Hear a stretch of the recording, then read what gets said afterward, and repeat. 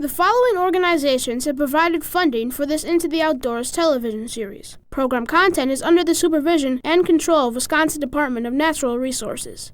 Welcome to Into the Outdoors. We're pretty charged up about today's show. You'll see why in a second. Then, do you have what it takes to be a forester? You'll find out.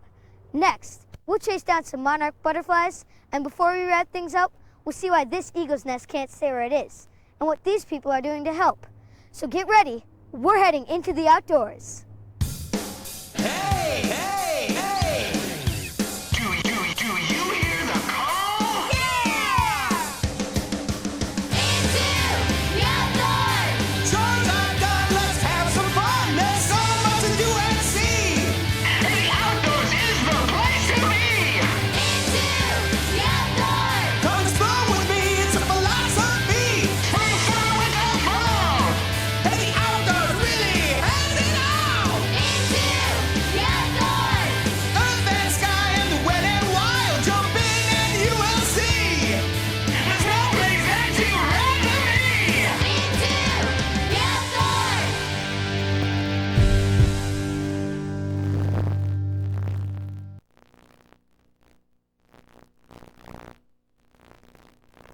Have you ever thought about all the electricity people use?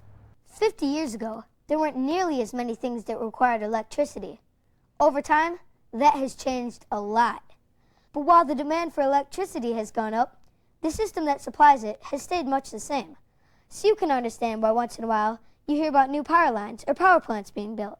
Because if we don't keep up, guess what happens? So where does all that power come from? And how does it get to your home? Hang on, because we're taking you on an electric ride.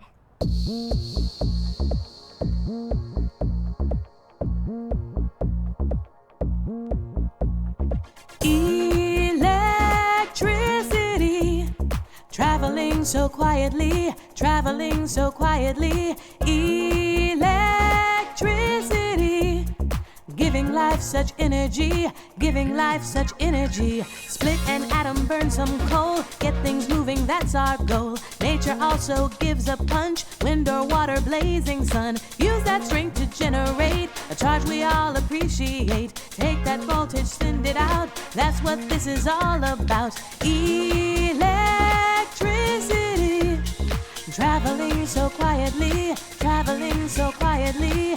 Electricity, giving life such energy, giving life such energy. Applying the force of a magnet can make electrons move from one atom to another.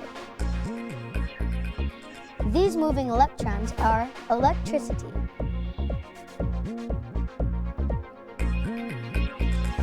All that power does no good till it reaches neighborhoods. That's why these transmission lines run along the countryside. Geometric structuring holds each line so cleverly. Lines are run in narrow lanes. These are called their rights of way. Electricity, traveling so quietly, traveling so quietly. Electricity, giving life such energy, giving life such energy. Structures can be made of wood or metal. Some are very tall and carry high voltages. Others are smaller or designed to take up less ground space. Copper lines have mostly been replaced with cheaper and lighter aluminum lines. And if lightning strikes, don't worry. Every structure has an extra wire that carries lightning voltage straight to the ground, instead of interrupting the flow of power. When the lines get near a town, stations bring the voltage down. Divided over power lines, pulsing power all the time. Wires reach from pole to pole into businesses and homes. Turn the lights on, watch TV, but don't forget why you can't see.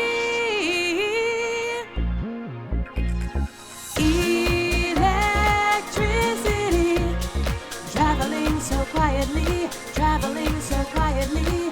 Electricity, giving life such energy, giving life such energy.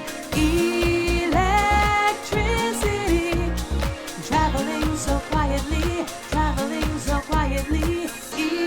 Electricity, giving life such energy, giving life such energy, giving life such energy. So next time you use something electronic, like this TV, remember how the electricity got there. Later. Patsy Patton here. I've got to make this one quick. I've got a pressing deadline for a feature story coming up. In the meantime, McKenna from Washburn writes, lately, I've been seeing a lot of ladybugs in my house.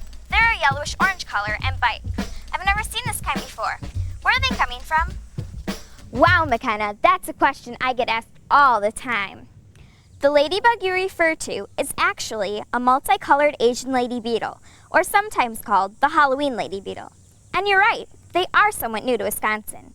They made their first appearance here in 1994. Although they do bite, they can be beneficial insects. They are a predator that eats aphids, which damage pine trees, shrubs, roses, and other plants. In some states like Georgia, farmers no longer have to use pesticides because the Asian lady beetle has created biological control. So they are great outdoors, but to keep them from getting inside, your parents should check for any small openings for them to enter. And if they do get inside, don't squish them. They can secrete an orange liquid which can stain.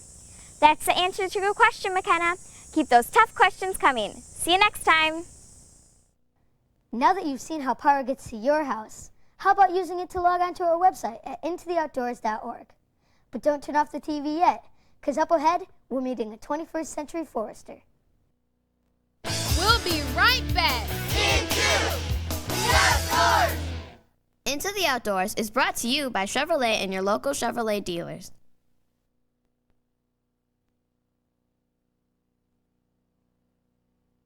Let's get back. Into the outdoors.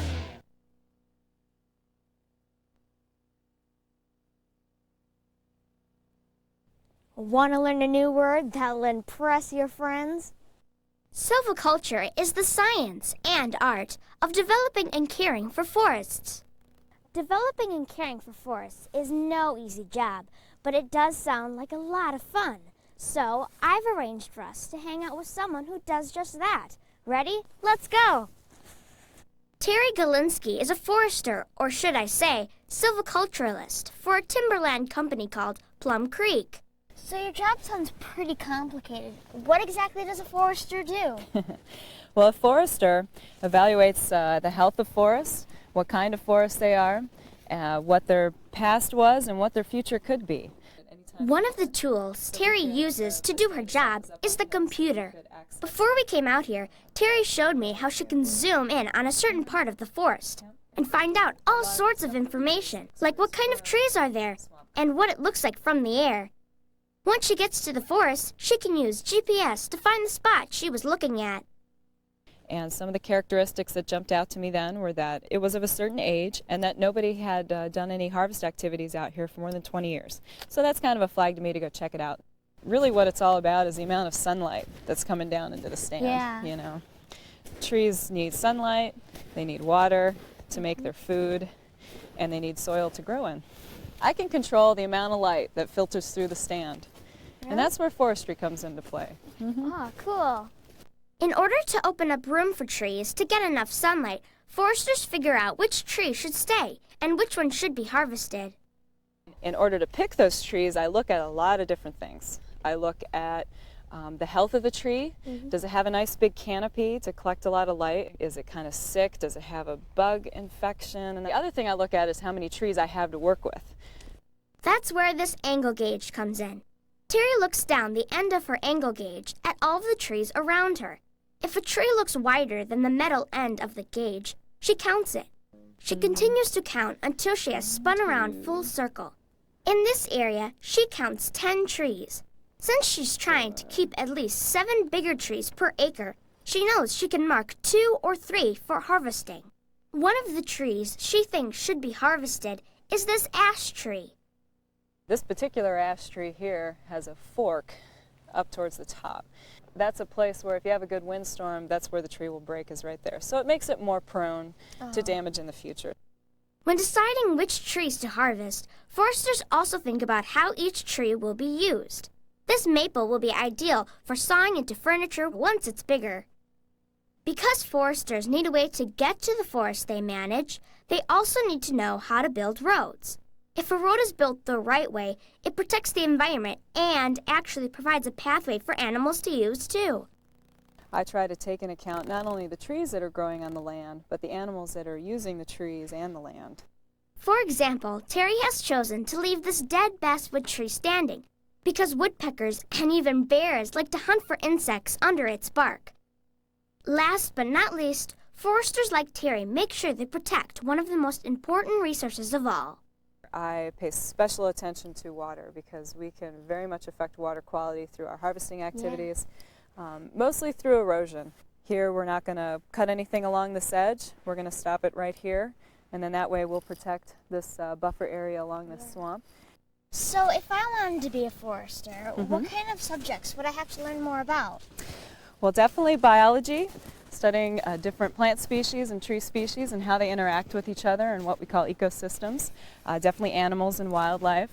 Also mathematics too, and English and written skills, because foresters communicate with a lot of different people.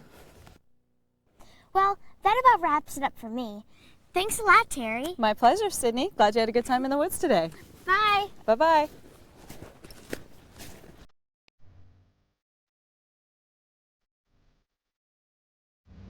I like to visit wildlife refuges. It's because I get to see some really cool animals. My favorite animal to observe is the great blue heron.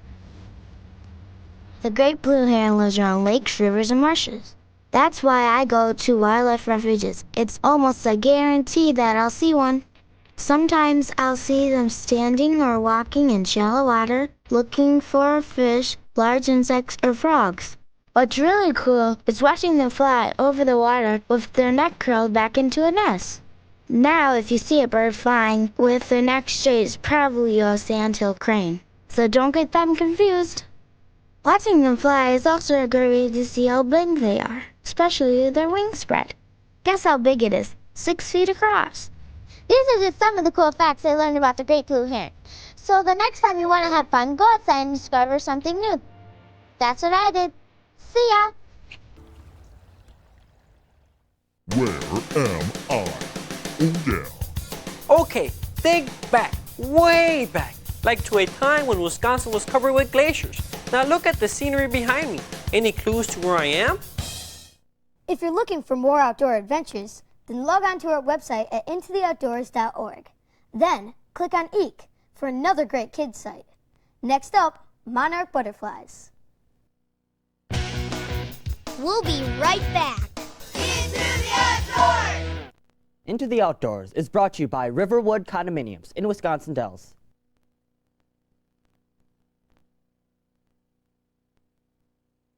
And now back. Into the outdoors! Glaciers, scenery like this. Did you guess where I am? It's the Ice Age Trail. Glaciers formed hills and left lakes when they melted. Check it out sometime.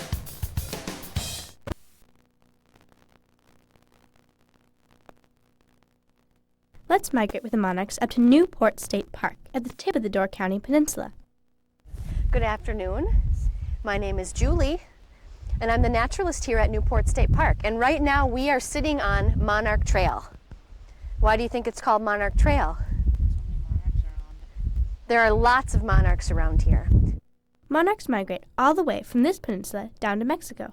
They stay there for 6 months or so and head back. Now, not all of them make it all the way up here. That's a long way to go. They went all the way down for thousands of miles. So a lot of them stop in Texas and they lay their eggs on milkweed. And then those eggs will hatch into caterpillars, which are the larvae. And then those caterpillars will eventually turn into a monarch butterfly. And it's those monarch butterflies that fly the rest of the way right up here to the tip of the peninsula. Let's go. Now that we know the monarch's travel plans, it's time to look for some monarch eggs. The group is on what's called the Monarch Trail. There's milkweed all around, and it's the only plant monarch butterflies will lay their eggs on. Does anybody know what an egg looks like? No. Do you know, Hannah? I think they're small and white. They're small, that's right. They're white. They're so small. They're as small as the head of a pin. The eggs produce caterpillars. Some caterpillars smell or taste bad or are so fuzzy that predators don't want to eat them. And still, other caterpillars use silken threads to drop out of danger, then climb back when the danger's gone. But most importantly, many caterpillars are camouflaged with markings that make them blend into their surroundings. Or they're just the opposite with bold markings that warn predators away. Everyone spreads out and starts looking for the milkweed. It's the only plant the monarch adults will lay their eggs on, and it actually protects the caterpillars as they eat the leaves. When the caterpillars chew them, they get this stuff inside of them, and that's what makes them distasteful.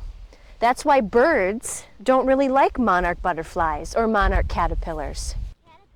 They found a caterpillar, and that's only the beginning.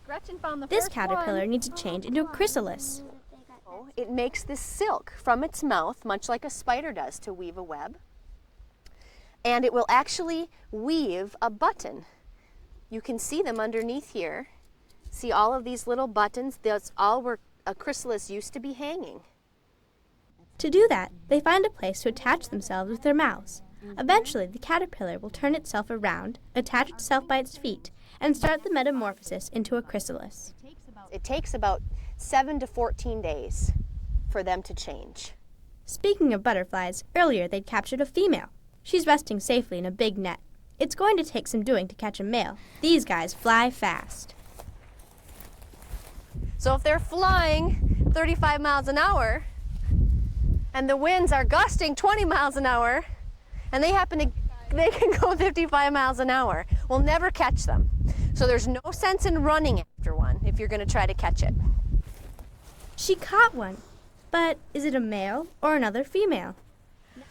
I'm worn out. Are you worn out? Yeah. It takes a lot of energy to try to catch butterflies, doesn't it? Yeah. In the wind. Especially in the wind and on a hot day. That's right. Well, we did catch a male and we caught a female earlier. So, let's take a look. You see these black spots?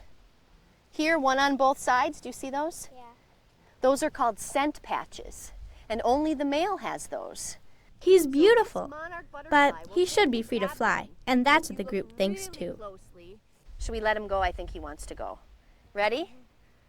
They'll only catch the butterflies to take a look at them and learn if they can, but they always set them free. Where?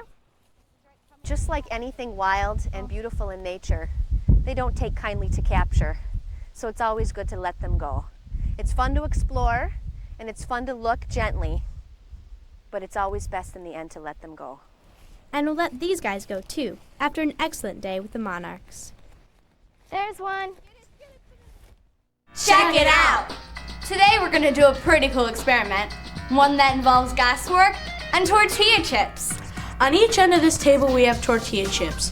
One side has a single big bag of tortilla chips that cost $2.69. And the other side has 12 small bags of the same tortilla chips that altogether cost $3.49. Which side do you think has more chips? It looks like the one with all the small bags, right? Well, I guess there's only one way to find out. Empty out the contents and compare.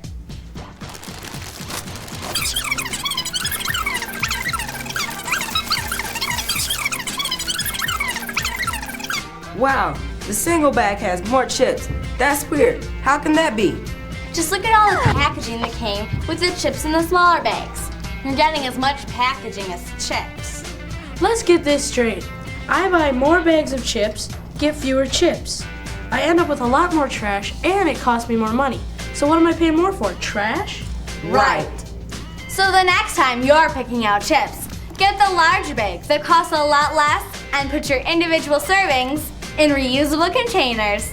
That way, you'll save money, make less trash, and have more chips. And as you already know, it always pays to check it out! Still to come, we'll see why this eagle's nest needs to be moved and what's being done about it. That and more when we return. Don't go away, there's more. Into the Outdoors!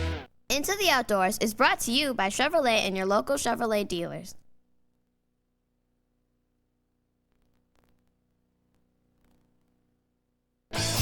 You're in. Into the Outdoors!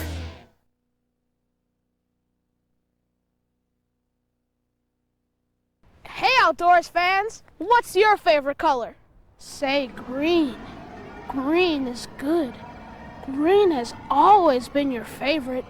You love green. If you said green, then you're in good company. In fact, 95% of all kids think green is their favorite color. Not really. I made that part up. But seriously, when it comes to businesses and how they treat the environment, green is great. And now there's a new DNR program that's encouraging companies all around Wisconsin to think green. Oddly enough, it's called the Green Tier program. Green as in environmentally friendly, and tier as in higher level. Get it? So companies work to reach higher and higher levels of environmental friendliness. Basically, they agree to do even more for the planet than they have to by law. Sound cool? Well, we've got a couple of great examples to show you. This company near Green Bay, hey, there's that color again, makes equipment that helps printing companies reduce pollution. When ink dries, it releases chemicals into the air. In fact, polluted air escapes into the atmosphere. It's bad for the environment. This green tier participant makes huge oxidizers that burn off those bad chemicals before they get released outside.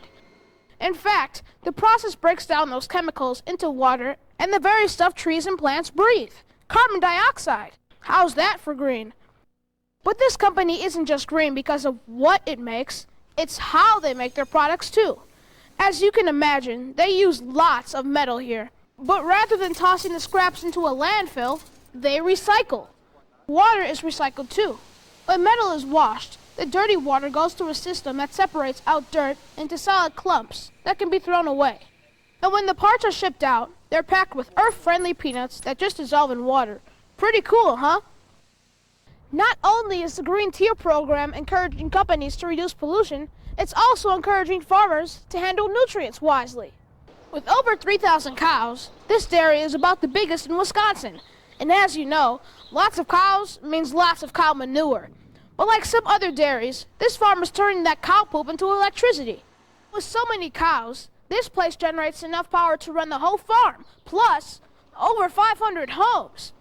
The byproduct of this process is natural bedding for the cows. But that's not all. These cows make good use of water, too. After they're milked, a sprayer tells them to back off the carousel. Instead of leaving the water squirting all the time, the sprayer has an electric eye that only makes it squirt when a cow's in front of it. Water is conserved in other ways, too. The same water that's used to cool down milk from cows is used to cool down motors on some equipment. One more thing. Starting to see how the Green Tier program is helping the environment? This last project is reaching new heights in caring for our Earth. Nationally, the bald eagle is considered an endangered species, and though Wisconsin's eagle population is doing better than other states, eagles are still a threatened species here. Since eagles like to build their nest high off the ground, they sometimes nest right in the middle of the electrical transmission structures. The only problem is that if sticks or grass from a nest fall onto an electrical line, it could start a fire that might burn the nest and spread to the land below.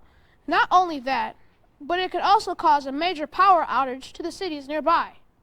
To fix this problem, the company that builds these structures and the U.S. Fish and Wildlife Service have decided to move the nest to a safer location on the tower. They'll attach a platform that is farther away from the wires and move the nest to that platform. Once the platform is in place, workers carefully support the nest and use a crane to move it to its new home. Moving these nests is just another example of how Green Tier companies are making a difference. So what's your favorite color? Well, even if it's not green, you can see that green is good when it comes to Wisconsin's businesses, and that's what the Green Tier program is all about. See you next week. The following organizations have provided funding for this Into the Outdoors television series. Program content is under the supervision and control of Wisconsin Department of Natural Resources.